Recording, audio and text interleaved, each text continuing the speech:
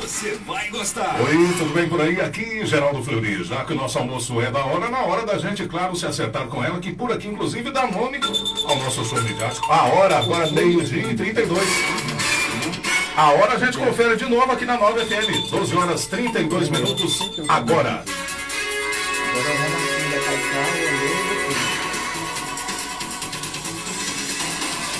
Então vamos que vamos por aqui, porque chegamos e estamos em 10 de agosto, dia 222 de 2023, que tem mais 143 dias pela frente. E esta é a quinta-feira de número 32 deste ano. A Lua na fase quarto minguante. Os que nasceram hoje são do signo de Leão. O inverno é a estação do ano que estamos vivendo neste momento. Céu claro, aberto. Tarde quente de quinta-feira, hein, gente? Termômetros agora na casa dos 30 graus. É verdade.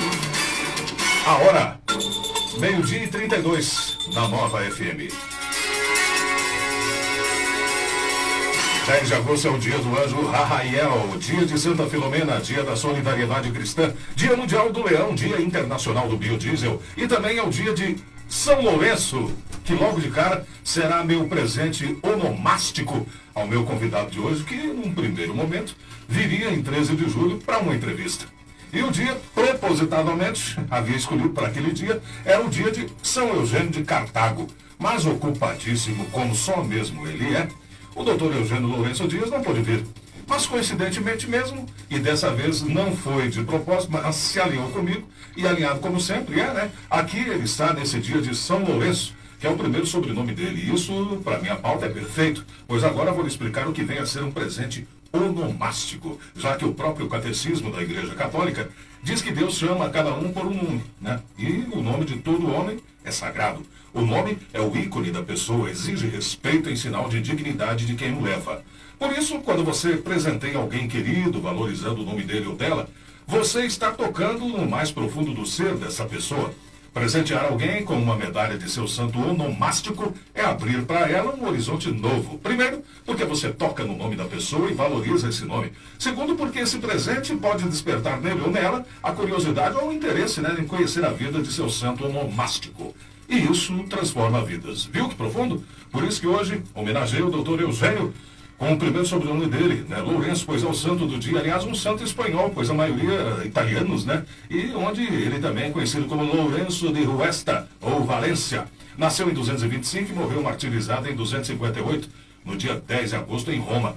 Está entre os diáconos do início da Igreja de Roma. Eles eram considerados os guardiões dos bens da igreja e dispensadores de ajuda aos pobres. O nome Lourenço é o mesmo que Laurian Tenens, que significa coroa feita de louro, como os vencedores recebiam após as vitórias, Lourenço obteve a vitória na própria paixão. São Lourenço foi ajudante do Papa Sisto II e responsável por um centro dedicado aos pobres. Em 257, os cristãos começaram a ser perseguidos e mortos, isso por ordem do imperador Valeriano I. Em 258, o Papa Sisto II foi decapitado. Conta a história que, ao caminhar para o lugar da execução, São Lourenço caminhava junto ao Papa e disse: "Aonde vai? Sem seu diácono, meu pai, jamais ofereceste o sacrifício da missa sem que eu vos ajudasse." O Papa, comovido com essas palavras de dedicação filial, respondeu: "Não estou te abandonando não, filho. Deus reservou-te provação maior e vitória mais brilhante, pois és jovem e forte. Velhice e fraqueza faz com que tenham pena de mim. Em 3 dias você me seguirá." Depois da morte do Papa, o imperador exigiu que a igreja lhe entregasse todos os bens dentro de 3 dias mesmo. Vencido o prazo, São Lourenço apresentou os pobres que eram acudidos pela igreja e disse ao imperador: "Estes são os bens da igreja." Pois é, Valeriano então, com muita raiva, ordenou que Lourenço fosse queimado vivo.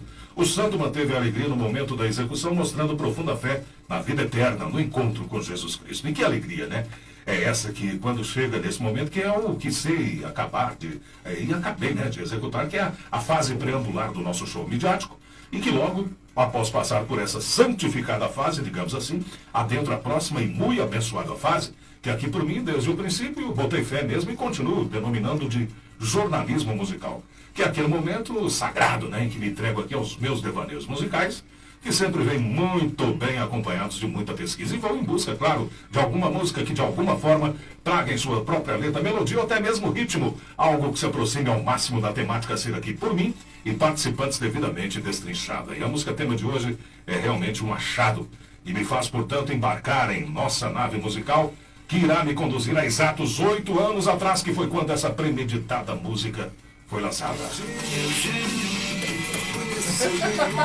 É grande Paulinho Boca de Cantor, grande Zé Cabaleiro, né?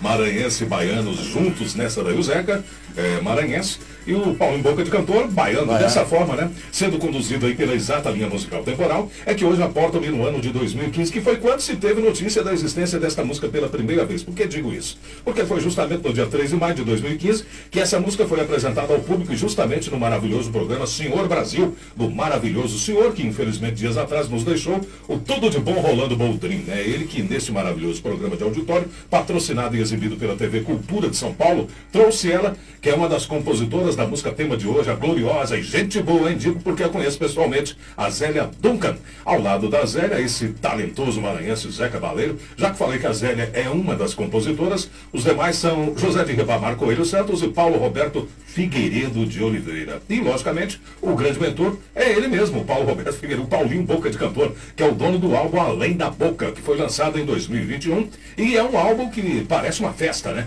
Tem vários parceiros, participações especiais, músicos de várias gerações, diversidade de ritmos, alegria e, como assevera o Paulinho, a vontade de gravar um disco histórico. Assim é Além da Boca, o novo trabalho de Paulinho Boca de Cantor, que está disponível em todas as plataformas de música. E que entre uma faixa e outra ao samba. Ah, Eugênio, é justamente o nome da música tema de hoje.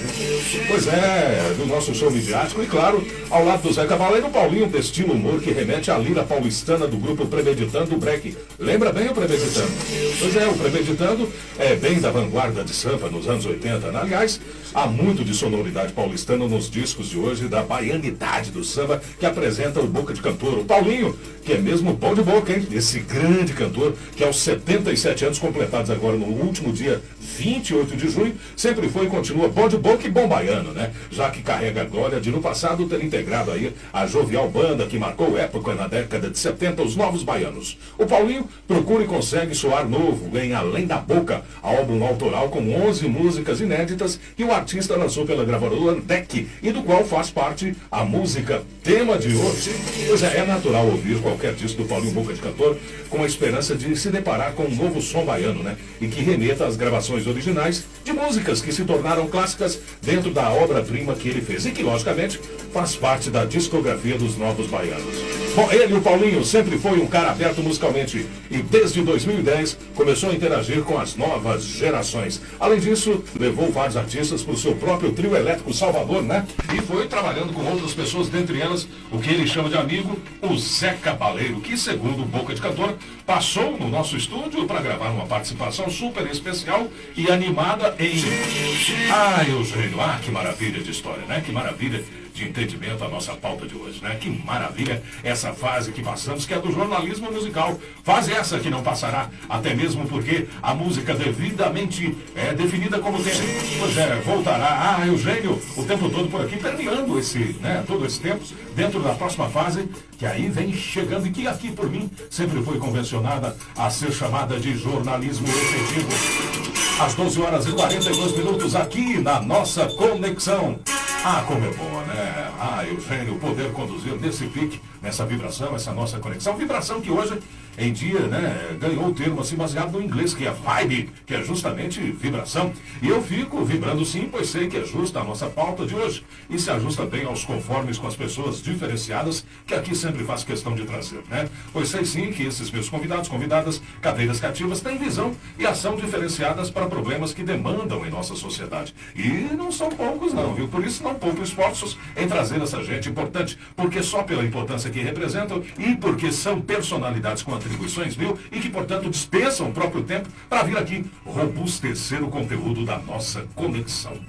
E é claro que é de em plenos pulmões, né? Quebrado ao iniciar a vez de ouvir o meu convidado de hoje e faço questão sim de esticar o tapete vermelho para recebê-lo.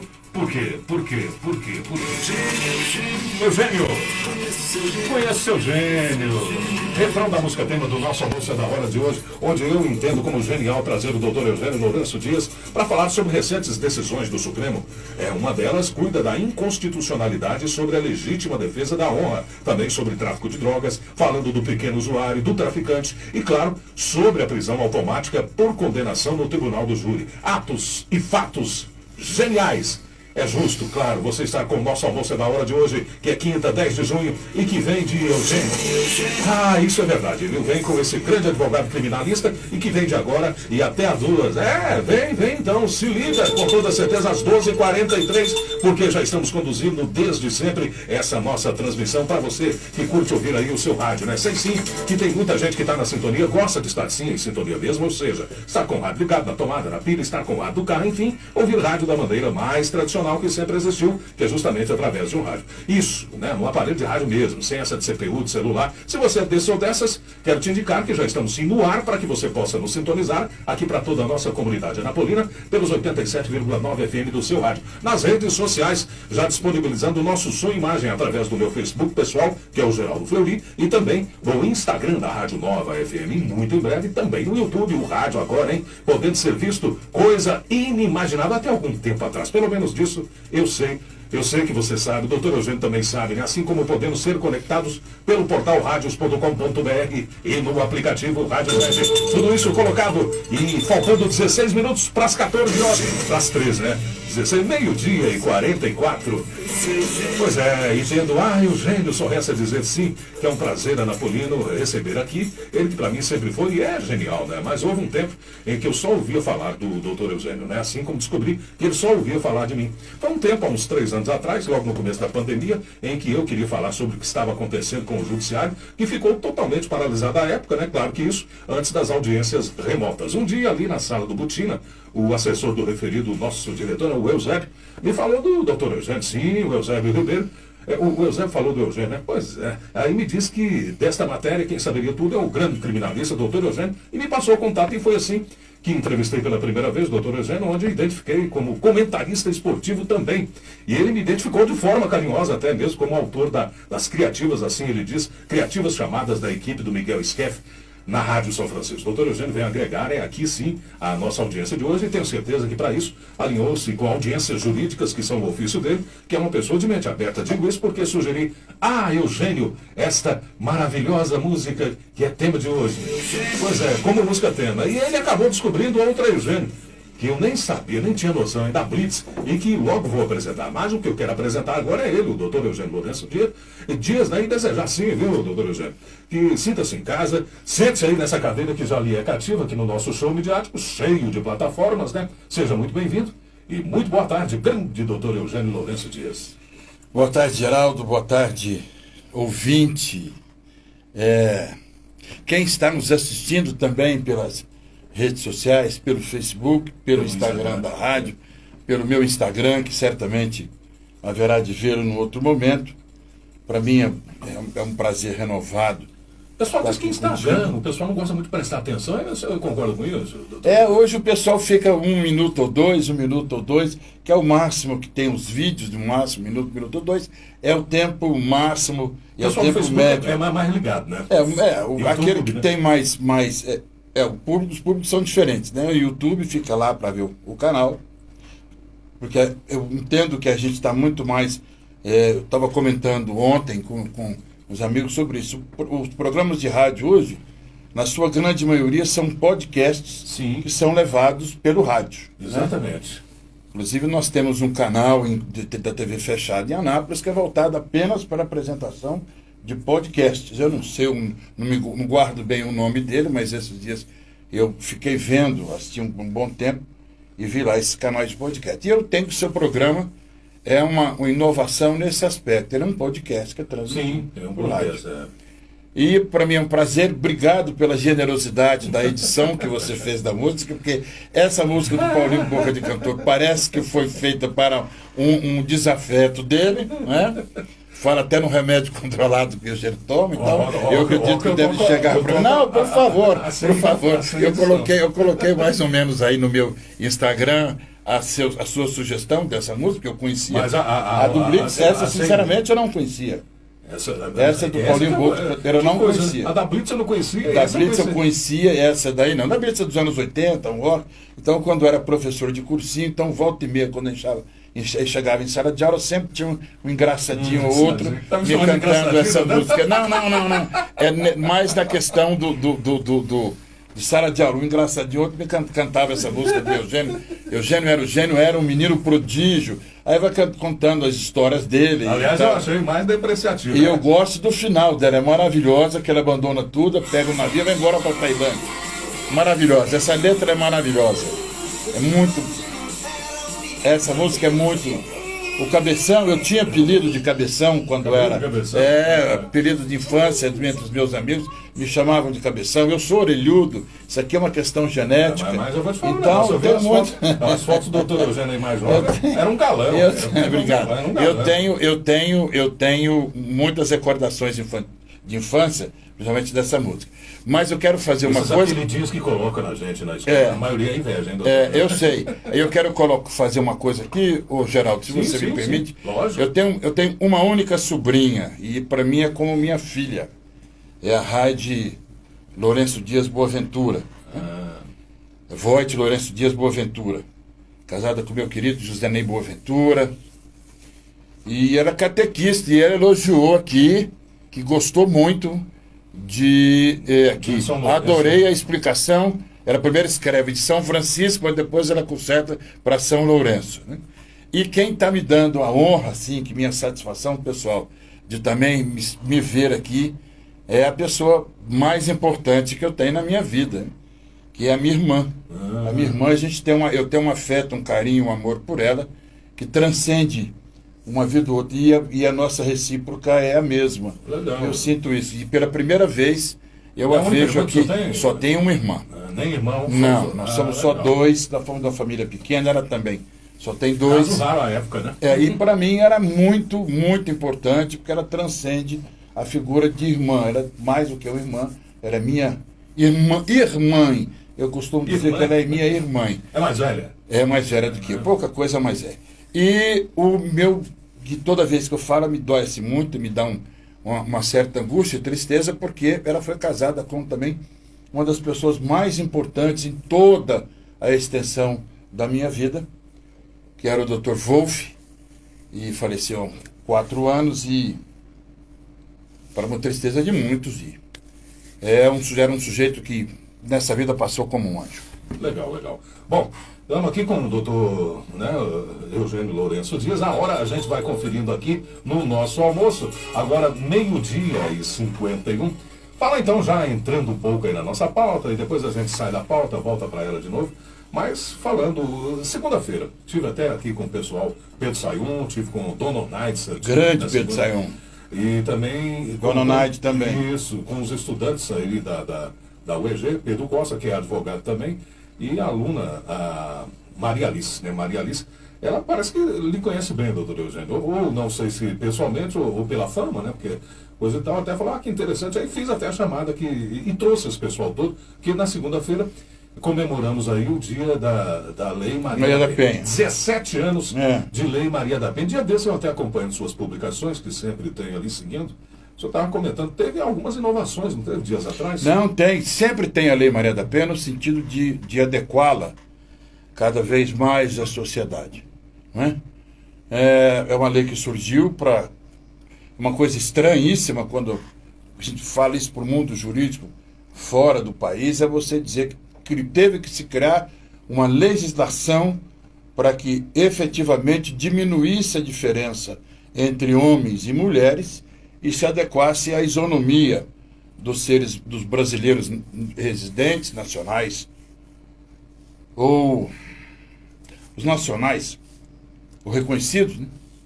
Naturalizados, e os estrangeiros, e principalmente para no sentido de equiparar a figura masculina, a figura feminina à figura masculina. Porque volta e meia a gente tem notícias ou outras de que a mulher é desvalorizada principalmente no ambiente do trabalho, nas relações domésticas, de uma forma ou outra. Talvez muito pela nossa sociedade patriarcal, a sociedade de origem latina, a mulher sempre foi mais como propriedade do homem, ela não nasceu para outra coisa que não fosse a submissão.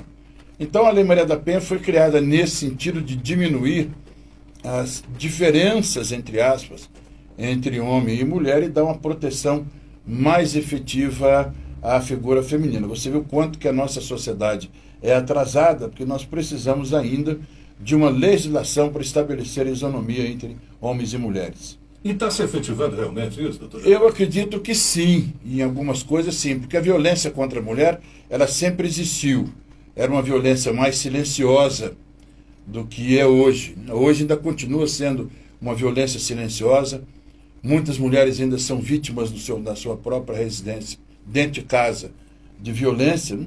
Você pode ver que os grandes casos de feminicídio, ou os casos de feminicídio, não interessa se grandes ou pequenos, porque caso é caso, o feminicídio envolve uma tragédia, que é a morte de alguém, a maioria deles são praticados no recesso do lar. Né? Então é ali naquele momento em que a mulher ela é submissa, ela é submetida às loucuras de um homem, e essa violência ainda é muito, muito silenciosa ainda. Algumas são mais encorajadas, estão mais corajosas, né? Uma coragem típica feminina, uma coragem que eu costumo chamar de coragem inquietante. Essa coragem inquietante das mulheres estão surgindo mais, denunciando mais os casos, elevando mais ao conhecimento das autoridades. Mas essa violência ela sempre existiu e ela continua a existir ainda de uma forma silenciosa. Para aquela pessoa, um completo leigo em relação a esse assunto, essa questão da Maria da Penha, ela também pode proteger o homem? E depende da situação que é. Está sendo colocada essa situação do homem em razão da Maria da Penha. O que se coloca nisso já não é nem mais a figura masculina, porque se entende a figura, a personalidade social da pessoa. Então, se nós tivermos um caso, como temos já no Congresso Nacional, transexuais, se bem que já deixaram o lado masculino, essas pessoas assumiram e têm a identidade social feminina. Nesses casos que ainda não há a transformação, existe um outro nome que se dá isso, não é bem transformação, mas é transposição de um para outro, não é? Gênero? A redesignificação.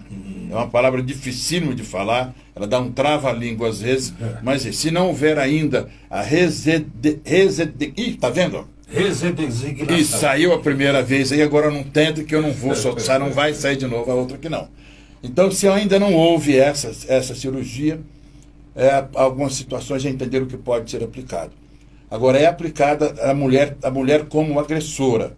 Né? Suponhamos que temos um casal de mulheres.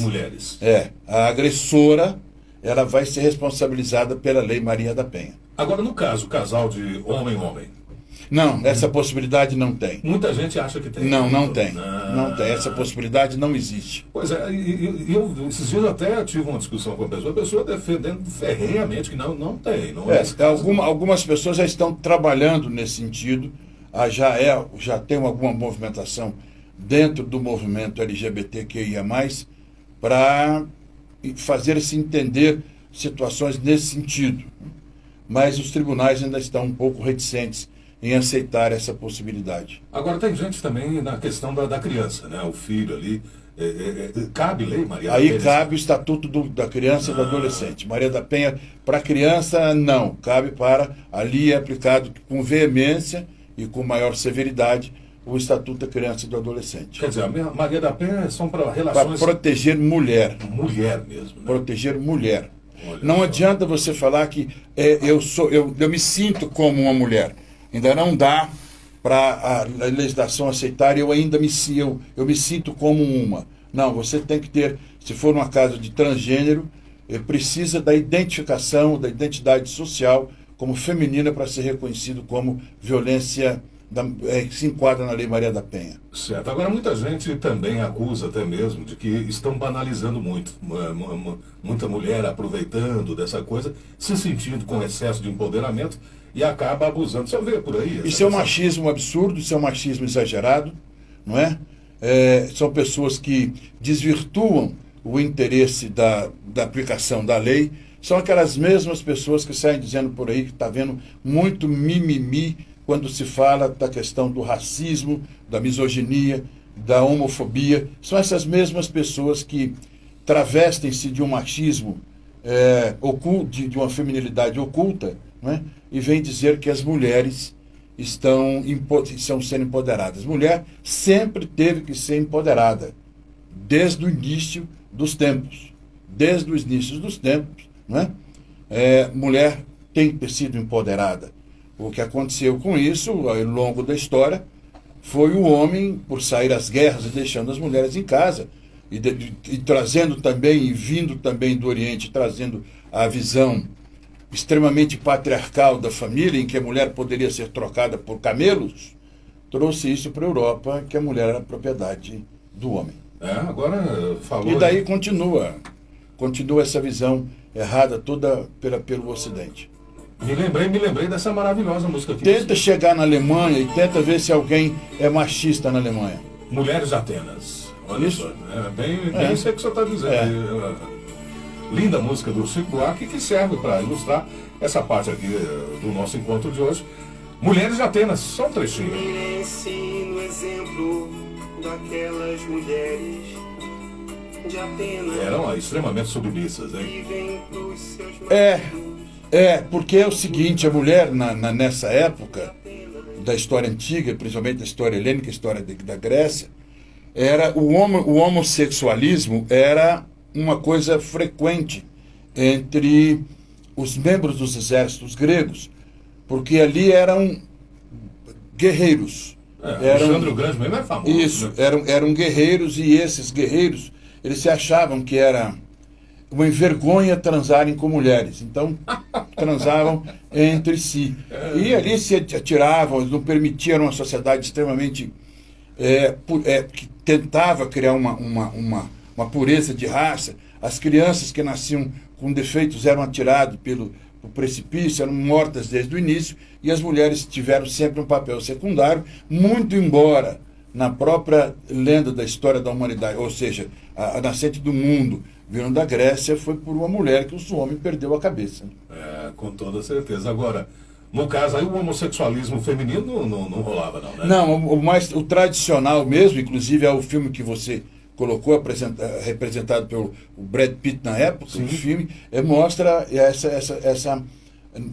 essa visão de sociedade típica de homem se colocar numa posição superior à mulher, e eles não se admitiam, inclusive, nem na relação, nem no sexo, eles admitiam que houvesse ali uma relação entre homem e mulher. Comumente era só entre homens. Certo, é a mulher só para reprodução. Só para reprodução. Agora, o senhor falou em mulheres europeias, então eu acabei remontando essa época bem mais antiga, né? Que é a da Grécia Antiga. Bom, mas você está falando das mulheres, por exemplo, na Alemanha, né? Na Segunda Guerra Mundial, né? Porque o que aconteceu? Houve na Europa, depois da Segunda Guerra Mundial, por razões óbvias, a humanidade até hoje não chegou nessa equiparação e nem vai, em decorrência dos óbitos dos homens, que eram os homens que iam para o campo de batalha, né? Eram os homens que engrossavam as fileiras dos exércitos, eram os homens que iam guerrear. Então, pela mortandade que teve na Segunda Guerra Mundial, houve um decréscimo da população masculina muito grande na Europa. E cresceu, por razões óbvias, a população feminina. E com isso houve, até hoje se mantém a população feminina maior que a masculina. E foi essa população feminina que se encarregou do crescimento e da recuperação da Alemanha e outros países que foram devastados na Segunda Guerra Mundial. Dia desses, doutor, eu lendo sobre isso, que é um assunto que me interessa muito, e vi que as alemãs, elas participaram muito. Sim. Inclusive uma que chama muito minha atenção, uma jovem que foi executada com 22 anos, a Irma Gresse, isso, que é chamada da hiena, né? Da hiena de Auschwitz. Se bem que as mulheres tiveram participação muito maior do exército russo, principalmente com a figura da criação dos snipers.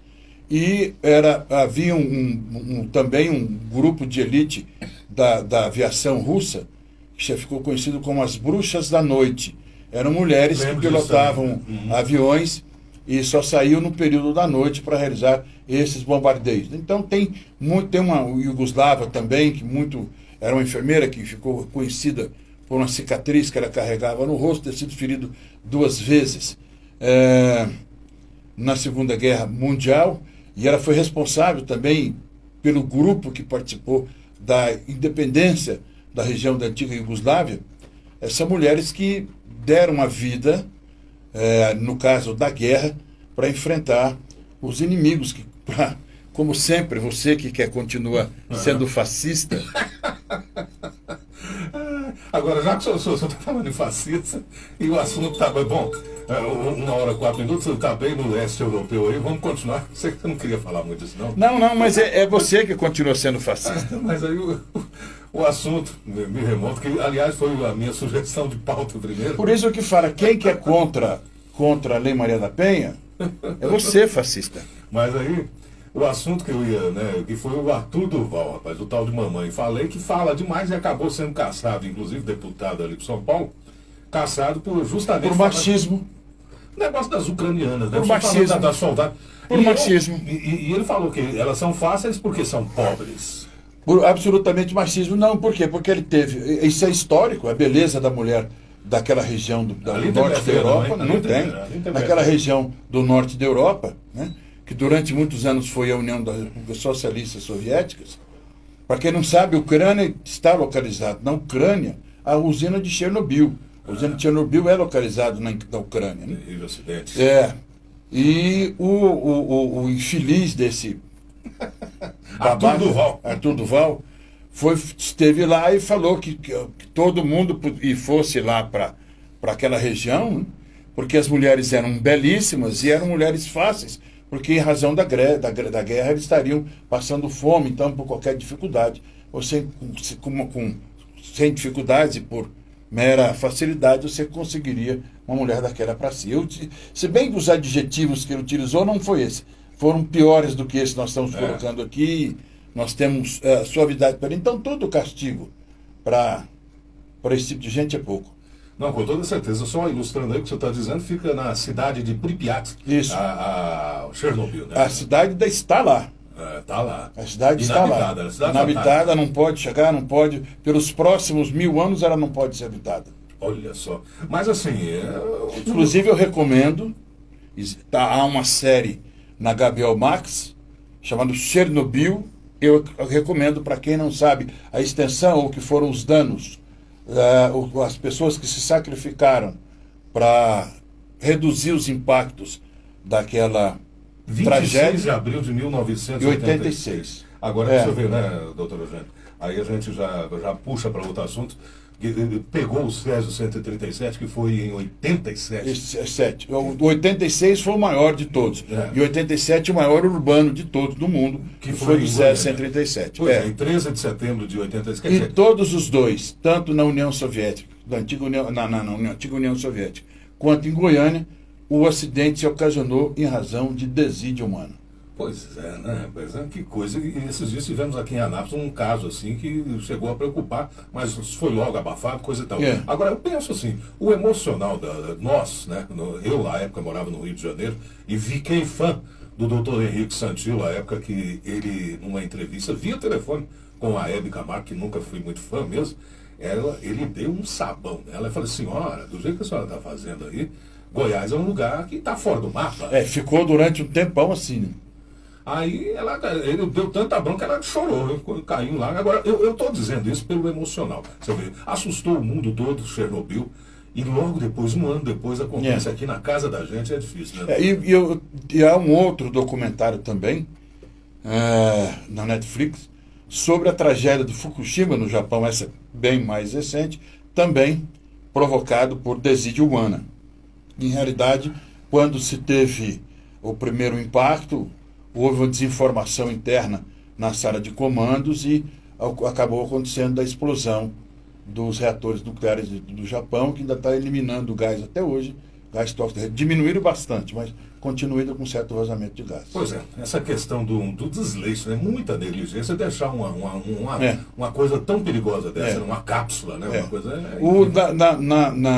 do Chernobyl, segundo os relatos e os documentários, todos eles foram provocados porque o governo central, já encaminhando já era o fim, né?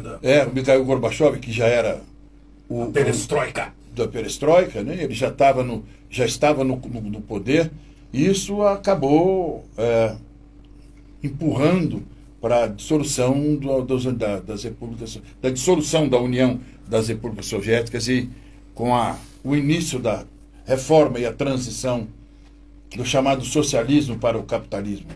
Pois é, agora só para a gente fechar esse assunto do Arthur Duval aí, o Mamãe Falei, que era em princípio a pauta que queria, por causa das duas porradas que ele levou, que o trem foi feio, né? Ali criticando o pessoal fazendo manifestação em São Paulo e dizendo que vocês têm amor por bandido. Eu vou contar uma coisa para você. Eu tenho uma colocação que eu acho um posicionamento quanto a esse povo que representa essa tragédia que assolou o Brasil por 4 anos e deixou aí rastros inestimáveis. O seguinte, a partir do momento que você vê mulher votando contra mulher, não dá para esperar muita coisa, né? Ontem, por exemplo, foi ontem tem o seu exemplo tradicionalíssimo disso. Havia uma reunião numa comissão de economia lá da Câmara e a deputada Bia Kicis voltou-se com uma colega, uma senhora que estava de rosa e era insatisfeita com os depoimentos que a ministra da Saúde, a ministra Nízia Trindade, apresentava. Ela se aborreceu com as pessoas que estavam em volta e pediu para que retirasse uma senhora de blazer rosa que estava lá. Só que essa senhora de blazer rosa era simplesmente a deputada federal mais votada pelo Ceará. Então, você não reconheceu. E depois você vê como é que essas coisas acontecem só no Brasil e esse povo não cansa de passar vergonha. A Polícia Legislativa será Tá aí, ó. chamada para conduzir amigavelmente essas pessoas. Por favor, um representante aqui da Polícia Legislativa. Tem uma senhora de blazer rosa ali mexendo no celular.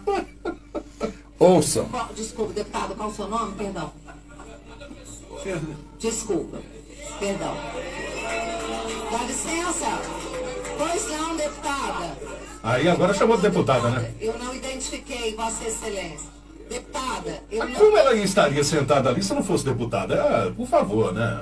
Ou senão, esse povo não cansa de passar vergonha. É isso que eu acho. Batem nele essa noção de autoridade, de importância, de imponência. Né? É só você ver no trânsito. Repare para você ver no trânsito. Quando você vê alguém no trânsito dar uma fechada, alguém no trânsito tem uma postura mais austera, você pode olhar que tem um 22 ou um 17 pegado no carro. Então, esses dias pode eu até esquecer. aqui com a ex-vereadora, a Geli, né? A Geli Santos. Minha querida. Pois, a Geli disse justamente, Geraldo, você não imagina, por eu ser mulher e estar aqui com os adesivos aqui da campanha do Rubens Ottoni, né? Da coisa e tal, o que eu levo de dedada brincadeira aí, xingamento, não sei o que. Ai, meu Deus. Tá faltando para esse povo, para a gente fechar novamente. Por isso que tem que ter a Lei Maria da Penha. Além disso, precisa ter a Lei Maria da Penha. Nesse caso aí não cabe. Essas pessoas, a Lei Maria da Penha, no artigo 5º dessa lei, ela trata daqueles casos, ela restringe em números clausos, números apertos, quais são os casos em que ela deve ser aplicada. Basicamente no âmbito doméstico e no âmbito das relações pessoais de afeto. Aí não é só a violência física, né? Porque a lei penal brasileira estabelece a vis corporalis e a vis compulsiva, ou seja, havia a força física e a violência psicológica, a violência física e a violência psicológica. A violência psicológica, por exemplo, o que é uma violência psicológica e uma violência patrimonial? Sabe aquele cidadão que não trabalha? Então, que pega o seu cartão de crédito e enfia no bolso e vai usá-lo como sendo dele próprio. Nossa. Isso é o filho que pode fazer com a mãe. Isso, inclusive, eu tenho acompanhado que o senhor Isso é o filho que faz com a mãe, o marido que faz com a mulher, o namorado, o companheiro que faz com a mulher, a companheira que faz com a companheira. Isso é um exemplo típico de violência patrimonial e que é punido pela Lei Maria da Penha. Bom, só para a gente fechar esse assunto do Mamãe, e eu quero falar um pouco daqui a pouco sobre isso aí mesmo, sobre essa violência sofrida no Guarujá pelo deputado Arthur Duval, chamando o pessoal de ter amor aí por bandidos, né? E ele acabou sendo agredido. O senhor acompanhou bem esse caso aí? Teve na mídia, né? Povoou bastante. O problema que essa ala, né, que ainda teima em resistir aos avanços da democracia, teimam em resistir ao povo no poder é que eles acham que eles são o povo. Nós somos a escória do país. Não estava tentando, aquele maluco não estava tentando dividir o sul do país do resto. Não. O Zema estava falando, né? Aquilo é um ridículo. O tal do Trovão, Zé Trovão, motorista de caminhão, estava incentivando. Não, isso agora é recente. Ele estava incentivando a população dos estados do sul a se unirem para realmente se destacar, se separar do restante do país. Segundo eles, eram eles que comandam a economia do Brasil e são explorados por aquele povo lá de cima. O povo lá de cima, os nordestinos que tanto engrandecem e tanto crescem. Esse é analfabeto. O Zé Trovão. Isso é que dá votar nesse povo. Vota nesse povo de novo, você está votando em analfabeto. Já que você quer ser ignorante, vota nesse povo. O povo não acha bonito ser burro? Vota nesse povo. Já que você está falando de burro, deixa eu apreciar.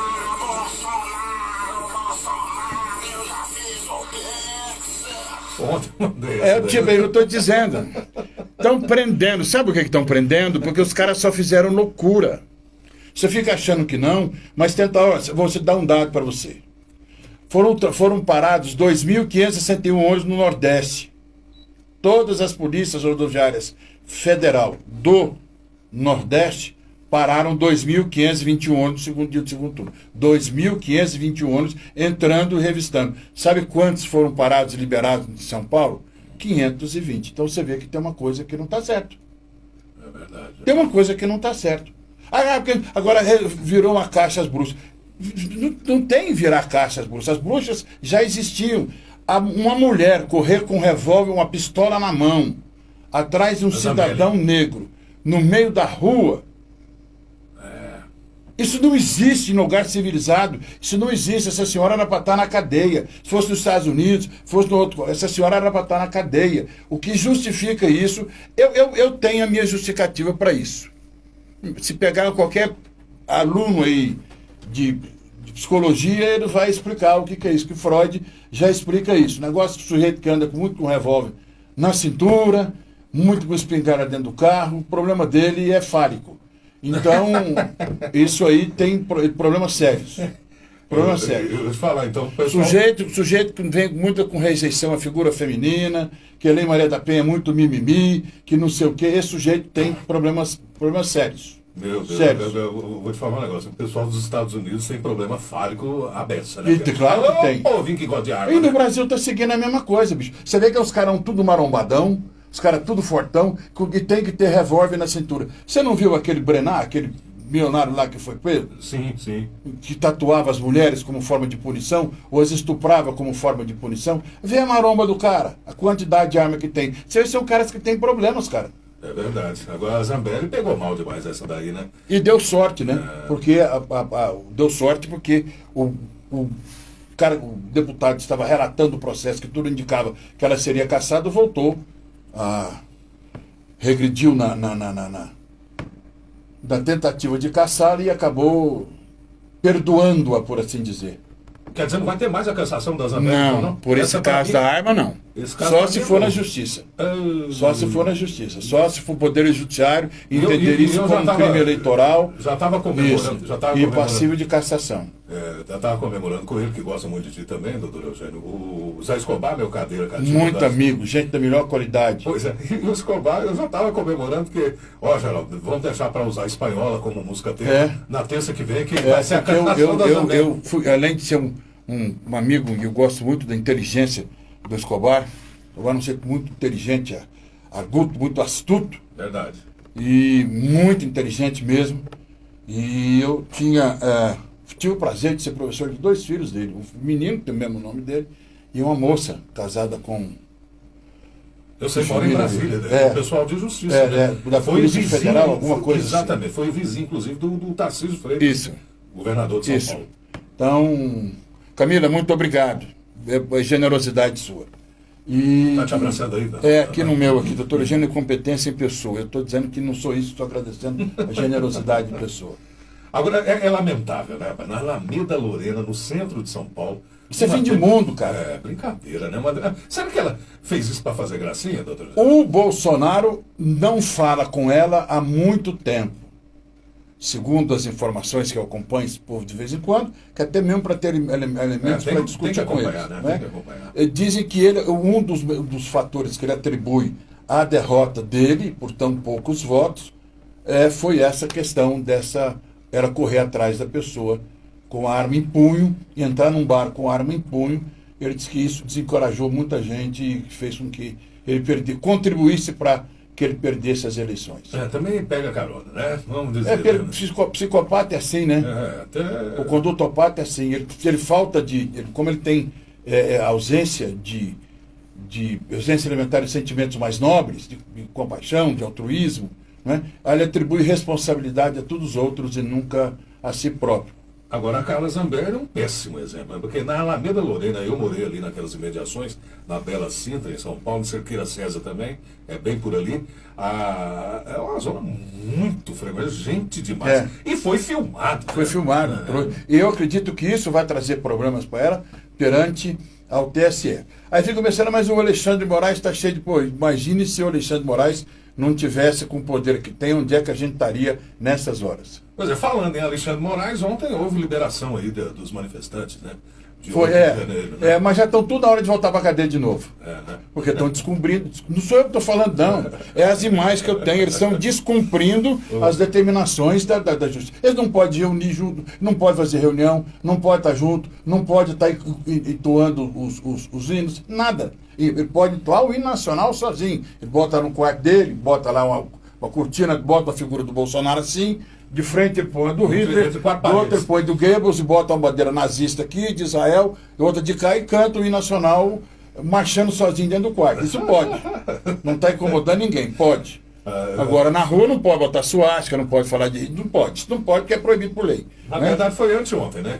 Então esse povo que está fazendo muito de vítima também, viu? Não fosse quebrar, fosse trabalhar, em vez de sair quebrando patrimônio público. Eles quebraram patrimônio público, meu, seu, deles. Eles são tão doidos que saem quebrando o patrimônio dos outros. Agora, e aquele senador, então, já que você está falando de vítima, aí, aquele do Ceará, né? Que chorou lá, não sei o quê, como se fossem mártires que estivessem presos. Pois é. Não, e o outro maluco lá que não saiu da quinta série até hoje, lá, o do Espírito Santo, o Magno Malta. Esse povo ele inclusive estava aconchegando no ombro, chora aqui no meu ombro. Ele não cansa de passar vexame. O Magno Malta é terrível mesmo, né? Não cansa de passar vexame. Esse é o Não, e o outro lá, aquele maluco do deputado estadual de São Paulo, Marco Feliciano. Estava pedindo dinheiro, estava pedindo dízimo em cartão. Estou falando, tem imagem, se quiser procura que eu mando essa imagem. Ele pedindo dízimo em cartão e por cheque. E dizendo que quem não contribuísse não entraria no céu. Do jeitinho que fosse os calvinistas vendendo a passagem para o céu. Viu? Você que segue o Marco Feliciano, segura aí, ó. Mas vamos tocar aqui, porque senão vamos falar que nós estamos só falando desse povo feio. Rogério Marinho, é o nome da figura. Rogério Marinho, e diz que cuspiu no outro lá, o Feliciano, que estava com o terno meio vermelhinho. Sabe quem é o Marco Feliciano? Deixa eu contar para você aqui, só nós dois. É o pastor, né? Só nós dois. O Marco Feliciano é aquele que, lembra do Frota? O Alexandre Frota? Ator pornô. O pai dele foi o primeiro comandante da base aérea Anápolis. O Alexandre Frota falou que ele teve... Sabia dessa. Teve relações com o Marco Feliciano. É mesmo? Olha só. Doutor o Alexandre Frota falou e contou e onde é que foi ainda. Lá no púlpito da Câmara. Você vê o nível. Você viu? A ferramenta. Bom, a hora 1h23, no polêmico nosso almoço de hoje, hein? Geraldo Floridas, nosso almoço é da hora. Bota pra ferver. Assim, hoje você nem vai precisar jantar. É hora do almoço. Você sonha em ser... Saiu, entrou aqui e falou alguma coisa e caiu fora, né? virou aposentado. Já está levando vida de aposentado. Está matriculando garotos de 5 a 17 anos nos períodos matutino e vespertino. Invista no Você viu o meu caso lá na São Francisco? Vi, revirada. Mandou, né? Escola de Iniciação Palmeiras está mandando para Brasília. Nápoles Futebol Clube. Que é indenização. 3318-8992. Mas ele não usa a expressão bate. Um tiro Eu lá só não. queria te contar sobre Só o vai ser paradiso depois do transitado e julgado, A né? ideia é simples. A união de pessoas. E você não é só cliente. É Aí dono tá. e dono. Mas eles Nós. não utilizam Participação ainda? até nos resultados. Cooperativa não é banco nem fintech. O rapaz ali, inclusão não de são conhece verdade. não? E Não. quanto mais gente Vitor? fizer parte, Não. maior será a Ele é um transformação. arrogante. Tá aí, a Pela explicação. 13 anos que está lá. Nunca aconteceu isso. Deixa. Mais que uma escolha financeira. Cicobi. A hora a gente confere aqui no nosso almoço. Agora 1h24. Não choro de barriga cheia porque almoço todos os dias no gostoso barriga. E sei também que agora tem companheiro que anda almoçando sempre aos sábados e domingos, com os filhos ali bem acompanhado, o doutor Eugênio. Tá sempre agora nos sábados e domingos, né, doutor Eugênio? Meus filhos gostam muito de comer lá e se lembrar que eu tenho uma memória afetiva muito boa do Valdir, do meu querido Clóvis, o churrasqueiro Clóvis. 27 anos. Você meu- sabe que 3 anos que eu tenho de parceria com o Valdir. E semana passada eu me assustei lá, que eu olhei e não estava o Clóvis. Com aquela alegria dele. Viajou. Por 2 dias o Clóvis ficou fora.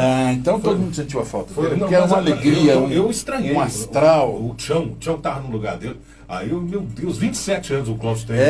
E é um astral. E meu pai, durante muito tempo, almoçava no Barriga Cheia, quando era um pequenininho ali perto do camelódromo. Bem no início, lá no início dos anos 2000. E amizade. A gente já tem amizade com o Valdir. Não tem. Eu sei que depois. Leopoldo de Bulhões não é. Não, eu sei que depois da Couto Magalhães ela passa a se chamar Travessa Buta. Agora, antes, ali para baixo, eu não sei como é que é o nome daquela rua. Já chegando no terminal. Já chegando no terminal. O Barriga Cheia foi durante muito tempo ali. E a gente já tinha amizade com o Valdir da cidade, né? Mas estreitou, com meu pai estreitou muito amizade com ele ali. Então, para mim é uma memória afetiva muito boa. Então, eu sempre chego lá e tem alguém para me dar uma lembrança do meu pai. E o Clóvis também, que acima de tudo era muito Agora, amigo. esqueceu de dizer, ela que é o retrato do Barriga Cheia, que é a mãe do Valdir, Dona Rosinha, sensacional. Uma figura muito simpática Sensacional. e representa ali também, né? O Valdir também é um cara, sujeito extraordinário. Sem base. Bom, Barriga Cheia, Dona Beatriz, já que está falando da família, vamos falar de todo mundo, né? Dona Beatriz. Pois é, Barriga Cheia funcionando nas duas unidades, aqui na unidade Mato Grosso, no Jundiaí, e também na unidade Barriga Cheia da Universitária, servindo com qualidade e regularidade a nossa comunidade anapolina desde 1990. ZYD 236, Rádio Nova Ela é bonitinha demais. Eu sou de 1930. Emissora da Associação Cultural Vida Nova, Anápolis, Goiás. Agora, pra mim, você quer saber? Eu nunca quis problema desse povo. Eu queria sempre fazer uma coisa. Quer usar a marca? Vai usar. Mas foi cruéis demais comigo no processo trabalhista, foi muito cruel. Eu falei, o único jeito de eu resolver isso é descer pra lá e ficar aí pra resolver. E eu vou fazer isso. Eu não cumpro isso, eu falei. Agora você vê.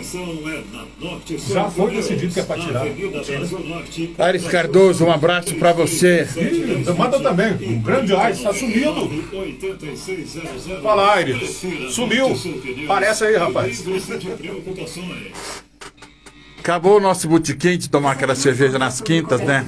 O comentarista aqui não vai querer dar um sai do banco, né? Você não é cliente, é dona e dono. Isso é ter voz. Participação até nos resultados. Aires Cardoso, gente da melhor qualidade. É inclusão de verdade. E quanto mais gente fizer parte, maior será a Esse aí transformação. literalmente só Aí, pensa a explicação. naquilo. Viu? Mais Porque que tá escolha chorando na vida. financeira. Junta um pouco Sei. de algo verídico, Eu sei. mais um pouco de fome, de notícia. Eu sei. E aí mistura tudo com a sua audiência. Fica da hora essa receita, viu? Por isso que aqui, o nosso almoço é da hora. Vamos conferir a hora certa, então, aqui no nosso almoço. Agora, 1h28, meus convidados cadeiras cativas acabam todos aqui tendo uma música padrão. E eu achei essa para ser o padrão do Dr. Eugênio, né? Se bem que ele conhecia, eu não conhecia, eu juro pra você. Essa eu conhecia, essa aqui, muito linda, por sinal. É considerado um samba de break, doutor Eugênio. Samba de break. É uma coisa... Premeditando break. Exatamente, de São Paulo, né? Mas tem essa daqui, vamos curtir só um trechinho dela, que eu não conhecia, conheci de 1984. Ela, uma música bem despojada também, da banda Blitz.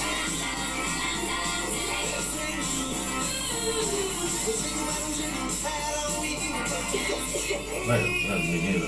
Bom, voltemos à nossa pauta, doutora Eugênia. Voltemos a falar sobre as coisas que estão acontecendo e essas recentes decisões aí do Supremo, né? Uma delas aí, cuidando da inconstitucionalidade sobre a legítima defesa da honra. O que vem a ser isso então, doutor? Vamos falar já já. Quero mandar um abraço aqui pro meu amigo Aires Cardoso, amigo de longa data, gente da melhor qualidade. Sempre onde a gente se encontra é o comentarista que não sai do banco. Isso, uma efusiva troca de carinhos, é um sujeito extraordinário, extremamente simpático e gentil.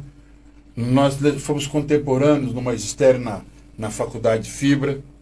Sujeito extraordinário. Aires, valeu pela audiência, um grande abraço, querido. Ele que foi não suma. Meu colega de trabalho. Meu colega de trabalho ali na gloriosa equipe, os titulares da São Francisco. Acabaram com aquele lugar que nós tomávamos aquela de vez em quando, ouvindo o nosso querido Richarlison. Acabou, né?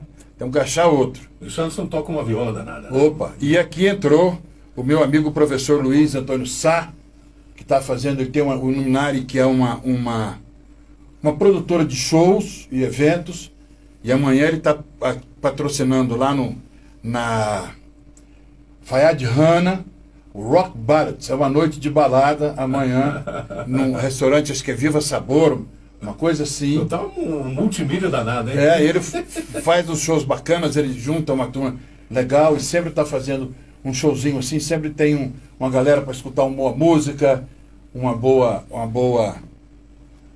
cerveja, com um bom papo e tal. E o Luiz Antônio Sá, a gente precisa sempre falar disso por ele. E nós estamos organizando aí, logo, quando a gente anda, vamos fazer o lançamento aqui,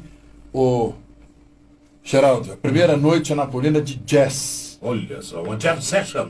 Mas ao vivo, tá? Não é com som mecânico, não. É ao vivo. Mas aí tem que ser mesmo. Ao vivo, com só jazz. Chet Baker, Oscar Peterson, Charlie Parker. Então, quem gosta, John Coltrane, quem gosta, Stan Getz. Então, quem gosta de música, né? Eu sou apaixonadíssimo de Chet Baker. Eu também. Então, agora, já que o senhor é tão apaixonado assim, eu também fico chamando o senhor, o Eugênio, de senhor. Que mania. Eu acho que não tem necessidade também, não. Também acho que não. Me dá uma autoridade que eu não tenho. Mas aí, nem a idade também. Não, a idade é assim, mas não. A idade já começou a pesar. Pesar. Mas eu, dia desse, até falei pro Pedro Saiu, mandei. Pedro, aliás, nem me deu o feedback sobre essa música.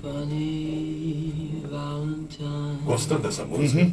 E eu quero ouvir. Funny Valentine. O Chet Baker. O Chet Baker é muito louco, né? Muito louco. Precisa falar uma coisa que se fala muito pouco de Charlie Parker, Charlie Baker, além dele ter Chet Baker.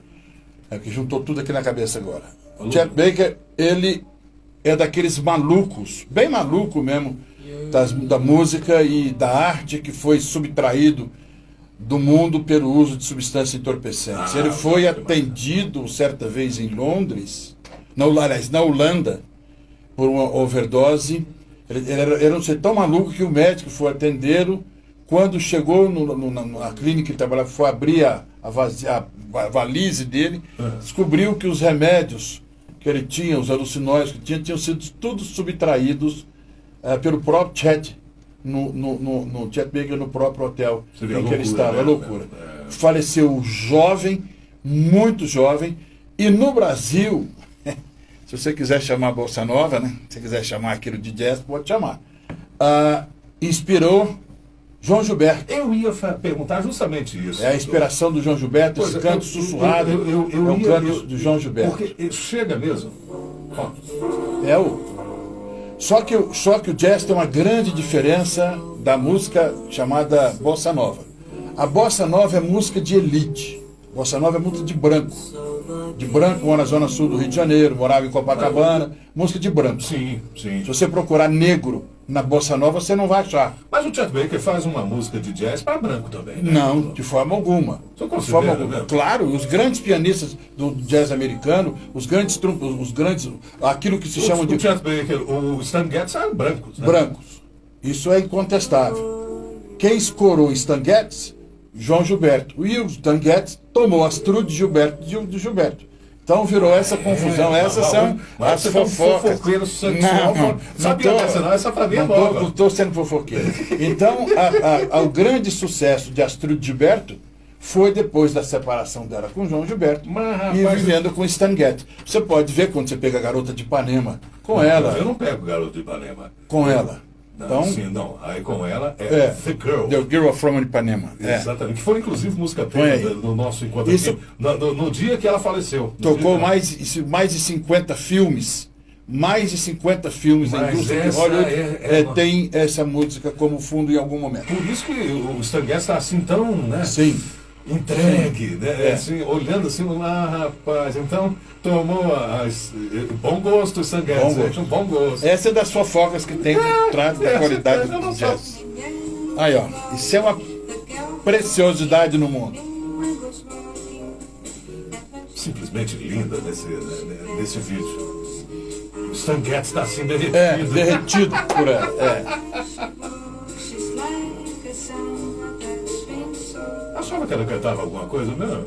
Muito. É uma baiana. Baiana. Baiana. A mais baiana das garotas do Isso. Ipanema. Ela foi pro Baiana, ela foi pro Rio de Ah, o Janeiro. Stan Getz. É. Aí, ó. Linda, linda, linda, linda.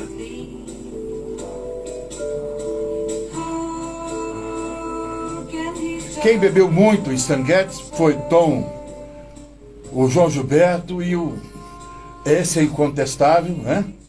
O Antônio Carlos Jobim. Tom Jobim realmente é um maestro diferenciado. É um cara desse aí, a gente tem que se curvar a ele, porque realmente ele é diferenciado.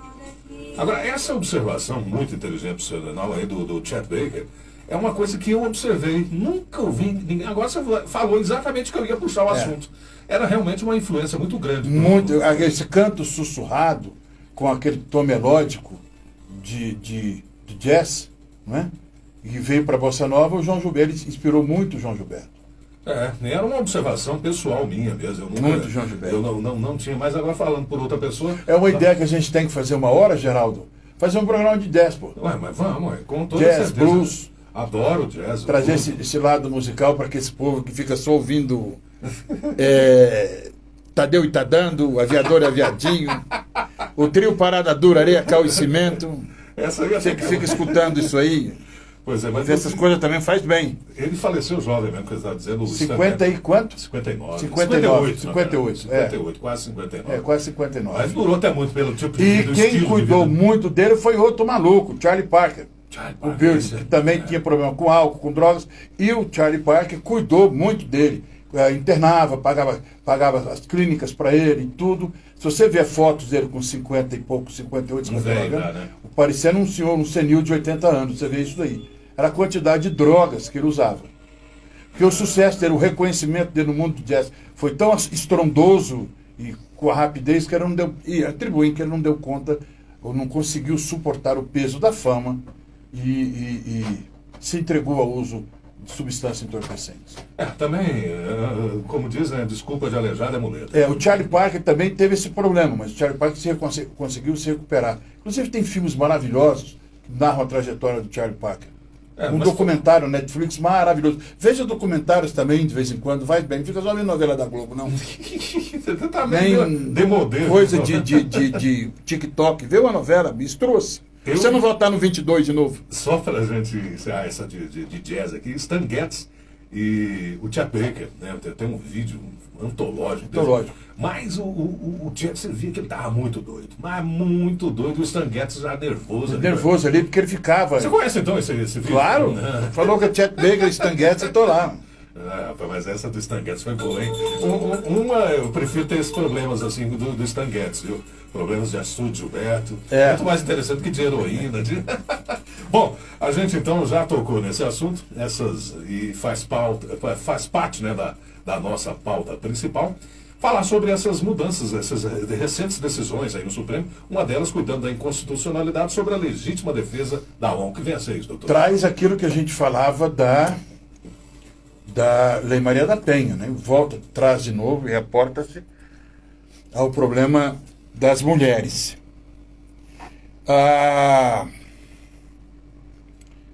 O PDT, até parecendo estranho, porque basicamente hoje ele é... Mantido, Brizola, né? E mantidos por redutos, né? E conservadores, tidos como conservadores, no meu caso do Rio Grande do Sul, e o ex-candidato à presidência, Ciro Gomes, né, trouxe ao Supremo Tribunal a discussão de um tema que era levantado no meio jurídico, mas alguns advogados criminalistas, por prurido exagerado, por medo de perder filão de trabalho, admitiam que não era, essa possibilidade não existia, por violar um dos direitos assegurados do cidadão brasileiro, que era de ser julgado pelo tribunal do júri, e ser julgado pelo tribunal do júri era apresentada a plenitude de defesa. Então, qualquer tese defensiva poderia ser apresentada. Agora, vamos lá entender isso com calma. O que quer dizer honra? A honra é um dos bens contidos no artigo 5º da Constituição Federal, que assegura que todo brasileiro, nato ou não, né, e o estrangeiro aqui em trânsito ou não, tem direito a ele, a honra. E a honra, basicamente, a gente divide ela em duas. Há mais divisão, mas vamos dividir ela em duas para que as pessoas entendam, você entenda, para poder facilitar o entendimento. Tem primeiro aquilo que você acha de você. O que o Geraldo Fleury acha de Geraldo Fleury, como o Geraldo Fleury é, como é que ele se comporta, os valores que norteiam a conduta de Geraldo Fleury pela trajetória de vida. Isso chama-se dignidade. Aquilo que você chama de você mesmo, aquilo que você acha de você, quem você é, não é? Acha que dignidade. E aquilo que as pessoas acham de você, você pode dizer que é a reputação ou decoro. Então, como é que você é visto pela sociedade? Como é que a sociedade, como é que as outras pessoas te veem? Isso pode ser entendido como reputação. E esses valores, eles já são punidos na legislação brasileira, o artigo 138, 139 e 140 do Código Penal. A calúnia, a difamação e a injúria. Os crimes de honra, contra a honra. Contra a honra. Né? E na injúria agora está a injúria qualificada, que foi elegida a categoria de crime de honra, é você ofender a raça preta. Vamos deixar claro que não existe cor negra. A cor é branca, preta, amarela, azul. Então, o povo preto, que a gente tem que ter todo o respeito como cidadão, formadores da sociedade brasileira como um todo. Todos nós temos um pouquinho de sangue preto. Não adianta. E racista é um imbecil. Agora, já que o senhor tocou, uma ilustração Senão eu perco aqui o raciocínio da legítima defesa da honra. Olha como é que era absurdo no Brasil. E ainda é, porque tem gente que pensa assim. O sujeito achava que se ele chegasse em casa e pegasse a mulher com outro, legitimava a ele matar essa mulher. Para quê? Para defender uma honra. Que honra? É simples. Para ele se sentir corno ofendia a dignidade dele. Ofendia a dignidade dele. Ou ofenderia aquilo que as pessoas achavam ou acham dele. Ofenderia a reputação. Então a sociedade é ainda de tal forma patriarcal, em que o homem é o cabeça da família, isso vale muito para denominações religiosas, as quais eu respeito veementemente. Porque a fé para mim é intocável e você professa a fé da maneira que você acha que é melhor para você conduzir a sua vida. Então tem algumas denominações religiosas que impõem a mulher submissa ao marido, à família, e o homem é o cabeça de casal, então, portanto, ele tudo pode. Perfeito? Isso é colocação que eu respeito. Não concordo, mas eu respeito. Pois bem, então, quando o sujeito sacava do armário e matava a mulher que estava em flagrante, ou supostamente num flagrante, ele estaria defendendo a dignidade dele, aquilo que ele achava dele, ou aquilo que a sociedade achava dele. Porque, em primeiro lugar, você tem que entender que, quando você mata alguém nessas circunstâncias, por feminicídio, ou você é acometido de um ciúme, que é algo que não existe. O cara tem ciúme de quê? Ah, não, porque o cara está olhando. Está olhando mesmo? O que o cara está pensando? Ah, não, porque minha mulher não pode usar roupa. Você tem certeza que sua mulher, quando está usando roupa curta, está chamando a atenção de alguém? Ou isso é criação sua ou é imaginação? Viu como é que o ciúme é algo que não existe? Porque se ele está vivenciando que a mulher está com outro, ele não tem que atirar na mulher para matá-la para livrar de uma honra. Que honra? Quer dizer que eu costumo dizer, eu vou dizer até uma... É engraçado, mas eu falo isso em sala de aula e os alunos gostam dos meus exemplos e por isso que me tornei quem sou como professor. O professor medíocre que sou. Eu costumo dizer o seguinte, que chifre e anemia só tem quem não come direito. É verdade. Só. Então, essa situação de falar, não, eu fui traído, eu sou corno, então eu vou matar para defender a minha honra. Que honra, cara? Uma besteira, né? E o cara não mata o outro, não? Aí não... Entendeu? Entendeu como é que é? Aí o que acontecia nesses casos? O sujeito ia para a sociedade posando-se como... Mas isso foi efetivamente, existiu mesmo na nossa sociedade. E durante muitos e muitos anos, eu vou citar um exemplo, que você vai procurar uma música dele aí para tocar, para o povo entender quem é. Sim. O Lindomar Castilho. Ah, rapaz, Lindomar fez besteira demais. O Lindomar Castilho era casada com uma mulher belíssima, Drummond, né? chamada Eliana, porque tem Helena e Eliana. Ela era Eliana de Gramont, que a irmã dela, a cunhada dele era repórter do Fantástico, da Globo. Foi casada com um jornalista esportivo durante um tempo, o José... me fugiu agora. Já eu vou lembrar o nome dele. Foi comentarista esportivo durante muito tempo da TV Bandeirantes. A Helena de Gramont, né? Helena de Gramont. A Eliana cantava num bar chamado Belle Époque. Ela nos anos 80. Há pouco tempo, inclusive. Não, essa foi a repórter. Não, sim, ela faleceu há pouco tempo. A Helena faleceu agora em... Não, já tem a Eliane. Eliane era mulher do Lindomar Castilho. A Helena é outra. Sim, Helena era repórter da Globo. Que morreu também há pouco tempo. Morreu há pouco tempo. Estava com Alzheimer e tudo. Tal. O marido dela foi um jornalista esportivo conhecido muito em São Paulo. Das emissoras de rádio, da TV Bandeirantes, época do Luciano do Vale.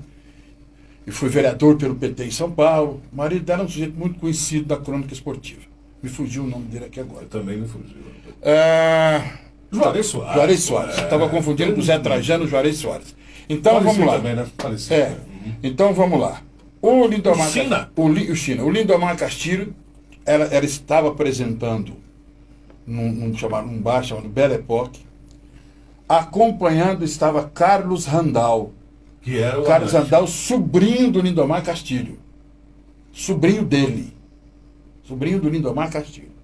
Ele, por esse acesso de fúria, por esse acesso de ódio, ele sacou de um revólver e matou ela e atirou nele. Ele teve uma tentativa de homicídio em relação ao Carlos Randal, e ele foi... Olha aí.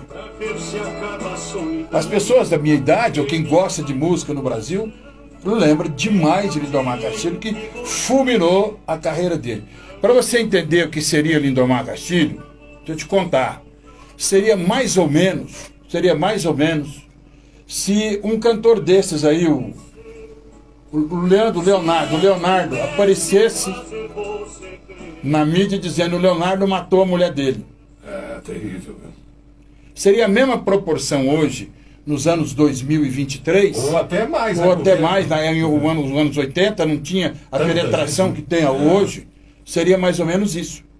Seria mais ou menos isso que o Lindomar Castilho cometeu na época. Só que acontece, ele cumpriu a pena integralmente. Mas qual foi a tese utilizada, a tese principal utilizada pela defesa no julgamento dele? Aí, ó. Muralhas da Solidão. Muralhas da Solidão, que ele já fez isso, já preso.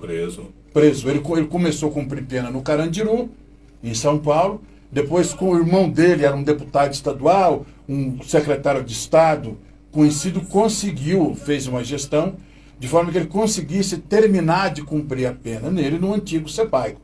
Hoje o conjunto penitenciário, o complexo penitenciário Deni Guimarães, em Goiânia. Isso. Então, Parecida, né? É parecida. Então essa história do Lindomar Castilho, que envolveu do lado positivo, quando eu falo positivo, que a resposta que a sociedade deu para a legítima defesa da honra nesse caso. Pois bem, o caso emblemático mesmo, nos anos 70, Dock Street. Foi o playboy chamado Raul Amaral Doca Street, o Doca Street, que envolveu-se emocionalmente com uma mulher, esposa de um grande empresário em Minas Gerais, chamado Ângela Diniz. Ela era tão bela, chamava-se de Pantera de Minas. E o Ângelo, o Raul Doca Street, nunca precisou, ou seja, ele naquela época ser playboy era elogio, se puder dizer que isso era elogio, né? Ele passou a conviver com a Ângela Diniz e foram morar em Búzios, no litoral do Rio de Janeiro. Naquela época ainda era uma praia em descoberta, já era como Angra dos Reis, descoberta de turistas ricos ou de os grandes milionários do Rio de Janeiro e de São Paulo para lá. E lá, essa Ângela Diniz fez amizade com uma alemã, me fugiu agora por completo o nome dessa alemã, era uma turista alemã que estava em passeio pelo Rio de Janeiro, tinha mudado para lá por aqueles tempos. E o Doca Street cismou que a mulher, a Ângela Diniz, teria um caso com essa alemã. E um dia, será tomado pelo ódio, tomado pelo que foi, ele dispara 9 tiros na Ângela Diniz. Foi levado a julgamento, ele foi defendido, foi um dos tribunais do júri mais históricos que o Brasil já conheceu, da literatura jurídica atrás. O Evaristo de Moraes Filho era o assistente da acusação. Gabriela Dyer, isso. Não tem nada? Gabriela Dyer, isso mesmo. Gabriele, não? Gabriele Dyer. O Dyer é diferente do doutor. Não tem nada a ver. Isso é nos anos 70. D-A-Y-E-R. Ela é alemã, não tem uma loira belíssima. Artesã, né? Artesã, uma mulher belíssima.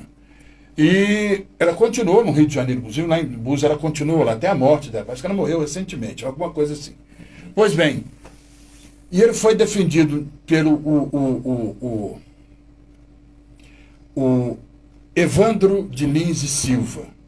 Evandro de Lins e Silva foi inclusive ministro das Relações Exteriores do João Goulart e foi depois alçado à categoria de ministro do Supremo Tribunal Federal. Memorável carreira. E quem trabalhou como assistente do Evandro Lins e Silva nesse júri, inclusive tem um livro que eu recomendo para você que é estudante de direito, para você que é colega de profissão, para todos de uma forma em geral, um livro do Evandro Lins e Silva. Qualquer livro dele é muito bom, mas procure esse, A Defesa Tem a Palavra.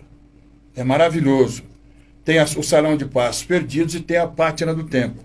A Pátina do Tempo mostra a trajetória dele enquanto advogado, e depois enquanto ministro das Relações Exteriores e também como ministro do Supremo Tribunal Federal. Ele mostra que quando ocorreu aquela renúncia do Jânio Quadros, ele estava na China, inclusive tem fotos dele no jantar na China com o João Goulart nesse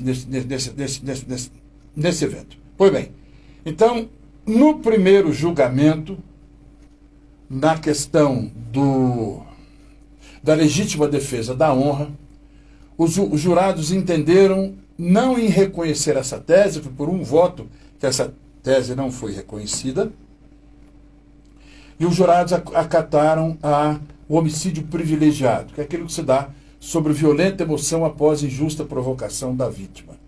Então se entendia que a vítima a Ângela estaria provocando uma vida promíscua com a menina, né? Exatamente. Ele foi condenado nesse primeiro júri a 2 anos. Como ele já tinha cumprido parte desse tempo em prisão domiciliar, e eu quero fazer um parênteses aqui daqui um pouco sobre essa questão da prisão domiciliar, não, dessa pena de 2 anos, que muito bolsonarista não entende isso, fica jogando culpa na justiça. Eu vou explicar para vocês já quem inventou isso. Foi condenado a 2 anos, ele já tinha cumprido parte da pena, houve a detração penal e ele foi para a rua. O Ministério Público se resignou com essa decisão, recorreu, interpôs um recurso de apelação, com decisão manifestamente contrária à prova dos autos, e erro no tocante à aplicação da pena. E recorreu, e o Tribunal de Justiça do Rio de Janeiro anulou esse julgamento e mandou para um novo julgamento. Mas aí já não estava mais Evandro Lins e Silva. Evandro Lins e Silva inclusive é uma orientação que ele dá no livro dele para os advogados e para os estudantes, que toda vez que você nunca deve defender o mesmo réu 2 vezes pelo mesmo argumento, né? Então, ele não quis e ele foi condenado e cumpriu um pouco mais dessa pena. Mas foram os 2 casos mais emblemáticos no Brasil de apresentação de legítima defesa da honra. Agora, isso no Brasil inteiro absolveu gente de uma forma inescrupulosa, de uma forma absurda, principalmente para aqueles que têm os currais eleitorais. A gente matava e chegava... Havia um personagem, por exemplo, aí, belíssimo, magnificamente interpretado pelo falecido Zé Wilker. Zé Wilker, que ele chegava lá, virou até um meme. Tenório, né? Depois, isso, virou até um meme, né? Se prepare que essa noite eu vou te usar. Né? E ele matava as mulheres, tipicamente invocando a legítima defesa da honra. Por quê? Porque achava que mulher era propriedade do marido e deveria atender às necessidades dela. Ou isso foi utilizado também não só... O homem da capa preta. Isso, exatamente. Ele não era... Esse argumento foi utilizado durante muito tempo, não só por homens casados, não, mas por homens que tinham namoradas ou noivas, que essas noivas ele achavam que estava traindo e ceifavam a vida dessas mulheres para limpar ou lavar a sua honra. Agora, se eu ficou de dar uma resposta, a gente já está caminhando para os finalmente. O que é mesmo que ficou lá dentro do país? É o seguinte, essa questão de 2 anos de ter suspensão condicional da pena, sabe quem inventou isso? Foi o governo militar. Sabe por quê? Sérgio Paranhos Fleury, delegado Fleury, que é magnificamente interpretado nos cinemas pelo Bruno Galhaço, interpreta ele fantasticamente nos cinemas. Você sabia que é uma família só? Não sabia. Não sabia. Esses caras, esse Bruno Fleury, esse Sérgio Paranhos Fleury, ele era um torturador do sistema. Isso é verdade. Se você procurar um documentário que tem na HBO Max, que chama-se Quem é Anselmo, você vai entender e conhecer uma das figuras mais cruéis que esse país já conheceu. Ele foi condenado certa vez a uma pena de 2 anos, e naquela época tinha que cumprir cadeia mesmo. E ele fez uma ameaça de entregar aqueles do sistema. O que se fez aprovar no regime militar? Uma lei que ficou conhecida como Lei Fleury, que trata do sursi da pena. Agora você chegou, né? Você sabe o que eu vou fazer, doutor Eugênio? A lição do Bernardo... Agora você já chegou, né? Bernardo Ellis, ele tinha vergonha de usar esse sobrenome. Entendeu? Vou tirar isso do meu nome. Então, o que acontece? Aí que inventou essa história de primário, bons antecedentes, residência, domicílio fixo e ocupação lícita. Quem inventou isso, cidadão? Foi o governo militar para beneficiar Sérgio Paranhos Fleury. Tanto é que a lei leva o nome de Lei Fleury. Ainda bem que não é geral. Mas aqui é Eugênio. E é genial receber, sim, o doutor Eugênio. Vou ficar devendo alguns assuntos da nossa... Não, é rapidinho outro. Em 1 minuto eu falo dele. O julgamento imediato das penas de quem foi condenado pelo tribunal do júri. O julgamento é imediato. Pois o cumprimento da pena é imediato. 1 minuto eu falo disso. O ministro Gilmar Mendes pediu o destaque do processo, isso vem ao plenário presencial. Que estava no plenário virtual, vai no plenário presencial. A maioria já está formada, quem já votou simplesmente vai votar como já votou no plenário virtual, e o que vai fazer agora é só modular essa questão. Isso vai trazer para a sociedade uma questão de uma tranquilidade, principalmente para aquelas famílias em que tiveram membros da sua família, que foram mortos e não tiveram julgamento, isso, ou a pessoa mata e fica em liberdade ad eterno, ad perpétuo, o crime prescreve. Essa novidade virá para o Brasil, logo, em que o que está no Supremo não muda, não reverte. Condenado por homicídio no tribunal do júri, a execução da pena passará a ser imediata. Legal. Bom, como eu estava dizendo, né? Receber por aqui com toda certeza o doutor José Lourenço Dias é uma forma, assim, de exaltarmos esta cidade que tanto amamos, hein? Valeu,